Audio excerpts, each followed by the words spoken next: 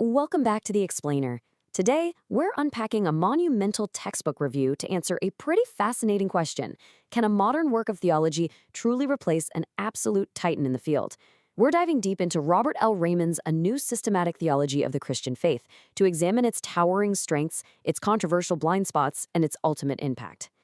So let's start right at the foundation.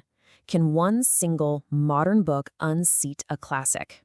You see, for literal decades, Louis Berkhof's 1938 text was the gold standard for Reformed theology. It was the go-to. Then Reymond steps up with this massive, and I mean massive, volume, aiming to be the ultimate successor. But does it actually succeed? Well, we're going to weigh the framework, the methodology, and the execution to find out. Here is our roadmap for today. 1. A 1,200-page ambition.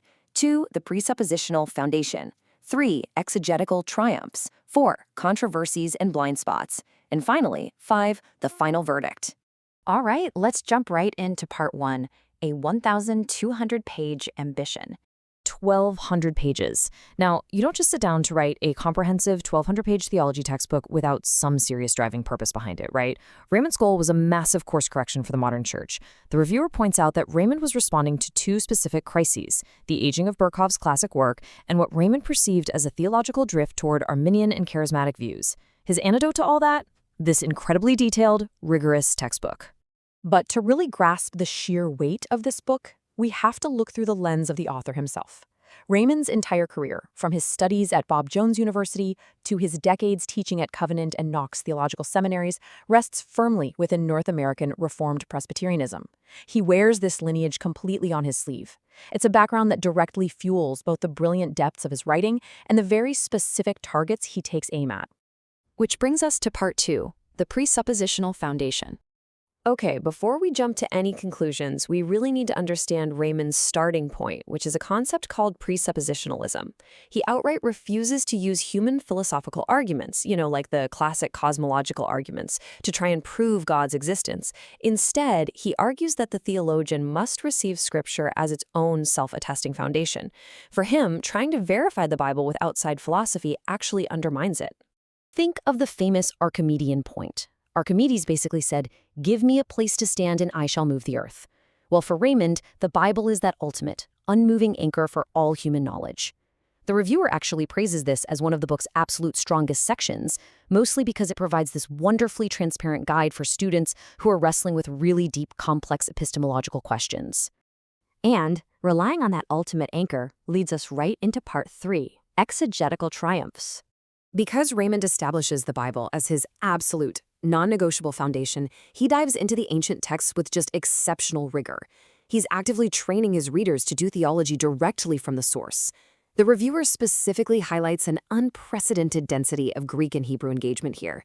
I mean, he's exhaustively breaking down New Testament vocabulary for sacrifice and redemption and rigorously analyzing the original Greek syntax to defend his views. Consider how traditional systematic theologies usually work. They typically delegate all that complex Greek and Hebrew syntax down to the footnotes, leaving you with a nice, neat summary up top. Well, Reymond does the exact opposite. He brings the dense, original languages right into the main argument. By forcing the reader to engage with the biblical text itself, rather than just reading someone else's summary about it, he achieves a massive pedagogical win. It's brilliant. But, as you might expect, it's not all smooth sailing. That takes us to part 4, controversies and blind spots. When you take such an uncompromising approach, you're guaranteed to cause some friction. Take the historic doctrine of eternal generation, for example. This is the idea from the Westminster Confession that the Son is eternally begotten of the Father. Traditionally, across the ecumenical church, this has been understood as an ongoing communication of the divine essence. And as it turns out, this is the most fiercely debated section of Reymond's entire book.